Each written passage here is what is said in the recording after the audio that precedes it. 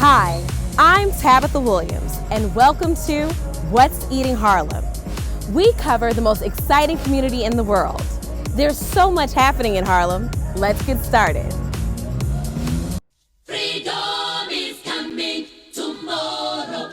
Get ready, mama, prepare for your freedom. Freedom is coming tomorrow. There was a play downtown with two South African actors.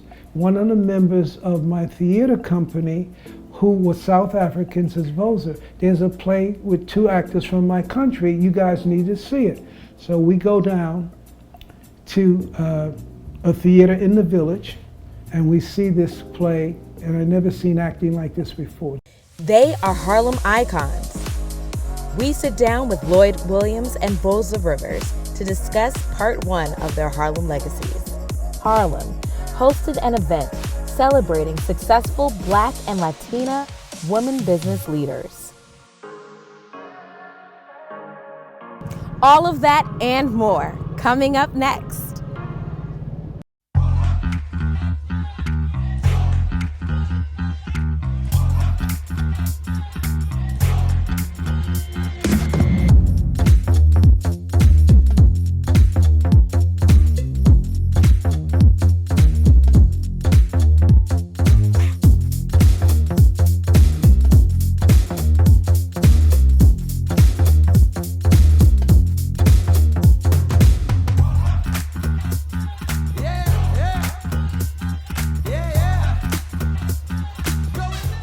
This program is made possible by J.P. Morgan Chase & Company, the Harlem Community Development Corporation, and by the West Harlem Development Corporation, solutions through collaboration. These two Harlem icons have been friends for over 70 years, and they have been untiring Harlem advocates for over 60 years. Lloyd Williams and Voza Rivers are true Harlem heroes.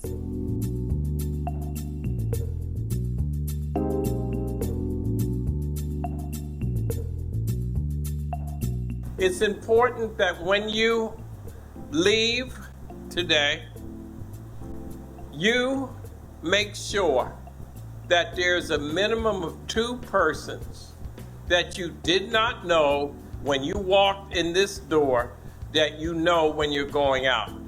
As the president of the Greater Harlem Chamber of Commerce and the chairman of Harlem Week, Mr. Williams has been a guiding light for business in Harlem. At the Harlem Chamber, he has helped and supported the success of hundreds of Harlem businesses for decades. And being one of the founders of Harlem Week, which started out as a one-day event, he has helped grow it into one of the most successful festivals in the world. Harlem Week is something that was created 40 some odd years ago by a unique combination of persons such as Tito Puente and Ozzie Davis and Max Roach and James Baldwin, and we can go on with Percy Sutton being the head of that. The focus of that years ago was recognizing that we were in the doldrums at that time. Things could not have been worse in the urban areas in the world, but particularly in America and even more so in New York. At that time, abandonment of property, crime soaring, drug epidemic, etc. And many people determined that they would then leave those areas and leave the Harlems of the world, and of course that impacted on Harlem, New York. And Percy Sutton and others said, no, let's come together and let's focus on the positive. Let's focus on what we have. Let's focus on the uniqueness of our community. And we created something called Harlem Day. And in so doing, what we did, we cut a ribbon at 138th Street and 7th Avenue on the 4th Saturday in August. That was 1974. And when we cut that ribbon, that day we formally renamed 7th Avenue Adam Clayton Powell Jr. Boulevard. The first time a street in New York City had ever been named after a person of color. And that's how we started Harlem Day. Mr. Williams developed his leadership abilities by having great mentors, one of whom is his famous godfather. Malcolm X was my godfather, so I start with Malcolm, and I learned so much from him in terms of how to look at life. My mentor, a senior mentor, was Honorable Percy Sutton, and I could go on with other names, but the most important person in my life was my grandmother. She is the one who directed me and directed our family in terms of what we need to do. Harlem is a state of mind. Harlem is not a geographical area in Manhattan. Harlem is in Kingston, Jamaica. Harlem is in Roxbury, Massachusetts. It's in East St. Louis. It's in Watts, LA. It's Bristol, England. Wherever there are people of color who have a cultural backdrop, they are Harlemites. So what I love about Harlem is its culture. I love its history. I love its stick-to-itiveness in the most difficult of times.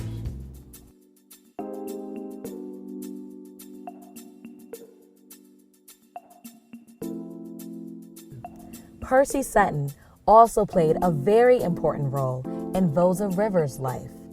I got drafted by the Army, and I knew that I didn't want to go because I didn't believe in the Vietnam War. And was trying to figure out if I should leave the country and go to Canada like some of my friends did so they could avoid going into a war that we didn't believe in.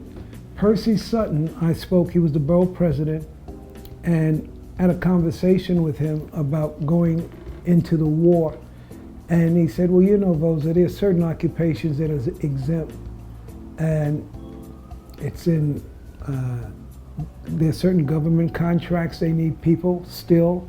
There's certain occupations like police, firemen, construction workers, engineers, etc. I said, oh, so if you made a decision about any of those positions, I will try and help you find a way to be a part of it so that you don't have to go. The school right here, 135th Street is very important to me. 135th Street, they're still there. It was back then my mother went to the school, my sister went. It was called Harriet Beecher Stowe, Junior High School 136. It was an all-girls school. But you can go in on any Saturday and take a civil service exam. And so that's what I did. I walked and I took a civil service exam, and the only exam that day was for police officers. So I took the exam, and I got a real high mark on the exam. And I told Mr. Sutton, and he said, well, Voza, maybe you should go. What war would you rather be in? Local or a war that you didn't believe in? And I decided to go into the police department. He was the borough president, and he says, and I'll look after you. I was assigned to something very, very special in the police department, and that was the creation of something called CompStat. CompStat is used to predict, based on statistical information, where crime will probably happen. It is used by the police departments all over the world now, but I worked on it at the New York City Police Department before they adopted it. And then I was assigned to the court system, and I used to sit with judges and district attorneys and legal defense talking about the justice system back then and how police officers testify, how they change stories, and be a watchdog to make sure that what really happened is how they testify to what happened. Not only was Voza a special detective for the NYPD, he was an accountant and later a stage and film producer.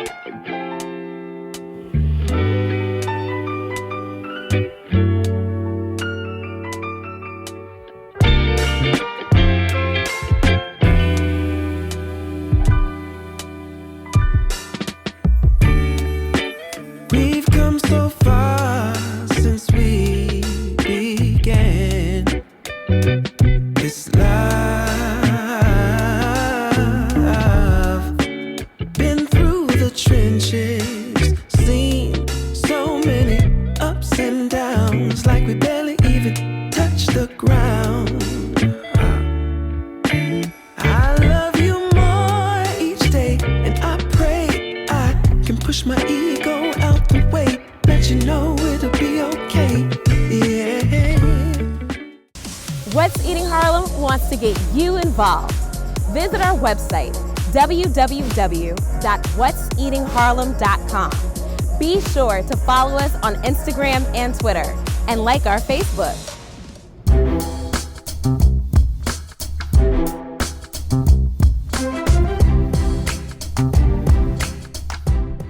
During Women's History Month, Chase Community Bank in Harlem hosted an event celebrating successful Black and Latina women business leaders. They were there to share their stories, perspectives, and insights on building a successful business career. The first panelist was Carolina Janicelli. Carolina serves on the corporate board Unidos US, the nation's largest Hispanic/Latino civil rights and advocacy organization. She was recently named as one of 500 most influential people in Latin America by Bloomberg. She truly is a trailblazer for Latinas. Today's event centers around women, and particularly financial literacy. How important is it for women to be financially literate? It is the beginning of the journey. Financial literacy leads to financial security, financial stability, that are the building blocks for building wealth. So knowing the basics of how to manage our personal finances, a simple budget, how to build our credit history are absolutely critical to get to the point where we can save enough to buy our first home, for example, which is a key builder of generational wealth, or to get a loan to grow a small business if that's the direction we want to go. Now, who was your first introduction into the world of finances? So believe it or not, my college roommate. I studied finance and investments, and my roommate came in one day talking about how she got this internship, and I'm like, really? Tell me more. And it turns out it was an investment banking analyst program, super competitive to get into, but she did it. She's a fellow Central American like me, and the minute she got into the program, I knew I could get into the program too. And that was the first time that this possibility of working in Wall Street came into my life. That's really exciting, and thank you for sharing.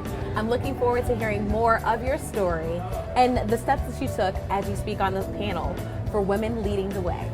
Thank you. Thank you. The second panelist was Sandra Garcia. Sandra is a marketing and branding strategist and diversity, equity, and inclusion consultant. She has built her business through perseverance.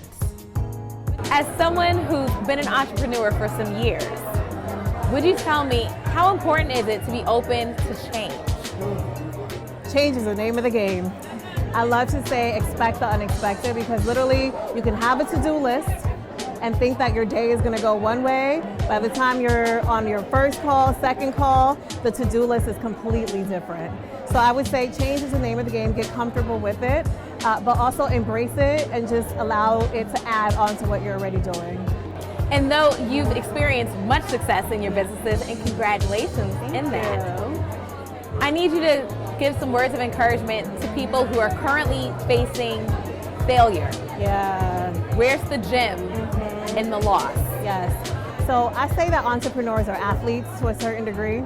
I ran track back in the day, way back in the day. And that track mentality of having grit, of pushing and still going, even when everything hurts, your muscles want you to stop, you're so fatigued. For me, that's where my grit and digging deeper comes from. So I would say entrepreneurs, it is not easy. It is over-glamorized, but it is hard. So expect for it to be hard. You are not alone. It's gonna feel unbearable. It's gonna be painful. It's gonna seem like tomorrow may not happen, like the funds will not come, but just keep pushing, push through it, push through the pain, and we'll see what happens. Okay, now I really enjoyed hearing you on the panel, and you really gave words of advice, but I didn't hear you mention your vast array, your portfolio of businesses. So would you please do that now? Yes, yes, yes. All right, so I'm a two-time entrepreneur. My first business was Posh Agency, which was an event planning company. I owned it with two partners. That was a learning lesson. I love them, they're still my girlfriends, but we could not do business together. So as that dissolved, Encounter Marketing and Public Relations was born. Then 2 years later, Encounter Marketing and Public Relations became Encounter Your Potential. So as Encounter Your Potential, I'm helping businesses and individuals encounter their potential, doing just that. And our clients have included Google. This was my home base. These were my stomping grounds for Google. I have worked with HSBC Toronto. I currently work with a credit union out of Washington State. I have worked with Summit Health City MD. They were just bought out by Village MD. I've worked with Columbia University Urban School of Medicine. I can keep going. So as an educator, facilitator, as a coach, as a consultant, and as a marketer that looks at things through a lens of diversity. Congratulations on being booked and busy, and I wish you continued success. Booked and busy. The third panelist is Nell Miller. She has survived and thrived in the male-dominated field of finance. Ms. Miller, it's a pleasure to be sitting here with you. You as well. Now, when I think about banking, it's often associated with men. And here it is that you are a female at the top, at the helm. So would you please explain your particular experience in working in a male-dominated industry? Yeah. By the way, lots more women than there used to be, but I guess I would say, because you and I were talking before about the male-dominated industry of banking and what I have done to maybe try to crack that, I think if I had to give sort of one piece of advice, it has been finding an expertise. So like if I think about, joining the trading floor at 21 years old out of college, it was like, okay, I'm on this trading floor. What is going on here? And I'm gonna try to understand like equities and what a stock is and why you would wanna be involved in a company and what does the stock market mean. And I feel like doing those kind of things and digging deep into something, I think has helped me navigate maybe what was more of a predominantly male-dominated place and given me some credibility in different areas that has helped me kind of move along. And for That women, answered the question? that Okay, does. right. Okay. And then for women who may not necessarily be in banking, but Yeah. they find themselves in the minority in their respective spaces. Yep. What advice would you give to them? Yeah, I think there is no substitute for hard work. And I think when you get into a scenario where it's different industry in your workplace, you gotta find your niche. And you gotta roll up your sleeves and figure out what makes that niche tick tock. How do you figure out like how to evolve whatever you're trying to do? And there's a lot more to that, but sometimes just doing that helps you evolve, I think, into maybe the next role or the next thing or becoming that resident expert you're in a fashion brand and you're trying to wonder, why is everybody buying that shoe? Well, go do some research on that shoe and figure out, go talk to people, go talk to customers, try to figure out why everybody's buying that shoe and become that resident expert. And I think that's really helpful in any workplace. Thank you. That advice is helpful even to me. I love it. All so right, thank okay. you very much. I'm wishing you much luck Yes. and success as you speak on tonight's panel for Women Leading the Way. Fantastic. And also on the panel is the ever-positive Melba Wilson, the owner of Melba's Restaurant here in Harlem. Miss Wilson, it's a pleasure to be sitting here with you, though everyone in Harlem knows you as Melba because of your phenomenal business. As an entrepreneur with 3 businesses, why is it so important for you to be the sole owner of your businesses? Well, it was important for me to be the sole owner, especially of my first business, which is Melba's, because it's a labor of love. It was about passion. And that's what I was looking to change the community. You know, in 2004, when I first signed my lease at Melba's on 114th and Frederick Douglass, AKA 8th Avenue, I knew that there weren't many people that wanted to partner with me or that would invest in me. So I decided to do something that was rogue, that was different, and to take a chance on me. So having been recently divorced with a 4-year-old son in tow, I wanted to invest in a community that had poured so much into me. And 114th and 8th was one of the most notorious drug blocks in Harlem. And I figured I could talk about change or I could be about change. So I don't think having partners or a partner at that time was an option. As I've grown, my other 2 businesses, I also don't have any partners. However, what that means is that means a lot of work and a little bit of play. So while having partners has its advantages, it also has its disadvantages. I can tell you this, moving forward, I am not going to open another business without a partner because it's also about quality of life. And I work anywhere between 80 to 110 hours a week. But I do play hard now, okay? I do balance that. But I'd like to minimize that and leave some space or pass the baton on to some of my younger counterparts. That's really amazing, and thank you for sharing that. Now tell me, how has your experience prepared you for your role as the first woman of color president of the New York City Hospitality Alliance? Wow, being born, bred, and buttered in Harlem, being from this community that has taught me so much. Hey, it's about hard knocks. Let's keep it real. But it's knowing that trouble don't last always. It's being surrounded by over 300 churches. It's having a tribe of people to call to gather with, to pray for you, to slave for you, but more importantly, to just be able to lay your burdens down with. Harlem has really prepared me, I think, for every and anything in life. So when the pandemic came, I said, okay, I'm always in a pandemic, being a black female from Harlem in a white male-dominated industry. Let's keep it real. So I knew that I had to put myself together with my tribe, the team at Melba's, and to discuss how we were going to get through this together. And that's what we did. Being from Harlem has taught me to listen. As my grandmother said, you have 2 ears, Melby, to listen twice as much as I speak. And also to know that I don't know it all, but to surround myself with a team of people that complement me and my business in areas that I'm not as strong in. Thank you. Thank you for sharing. You've left my mind just reeling, and I love the advice, and you're true about leaning into the village. So thank you for leaning into your village and for supporting the village here in Harlem. Thank you. Thanks Thank for having you. me. Women are not just opening doors in many industries, but they are kicking in the door and rearranging the furniture.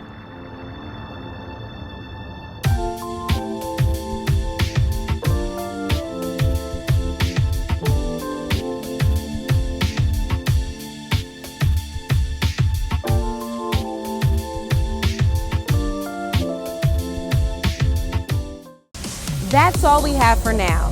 Join us next time on What's Eating Harlem. See you uptown. This program was made possible by J.P. Morgan Chase & Company, the Harlem Community Development Corporation, and by the West Harlem Development Corporation, solutions through collaboration, and Harlem Park to Park. Give me that earth-shattering experience. I wanna feel so radiant, like I'm glowing in the dark, and I'm the envy of the stars. Yeah, me and you taking flight on this electric ride. World sees us tonight. We're lightning bolts in the sky, flashing with thunder, and it's beautiful all over, yeah. Let me feel vibrations going through my system. Send shockwaves to me. Send shockwaves to me. Now make it good.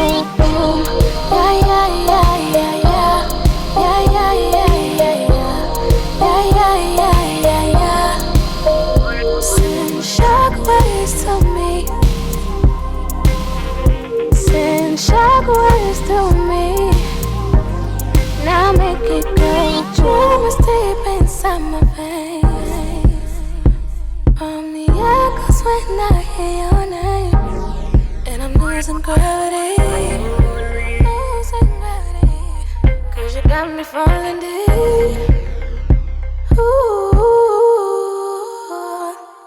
Me and you taking flight on this electric ride. World sees us tonight. We're lightning bolts in the sky.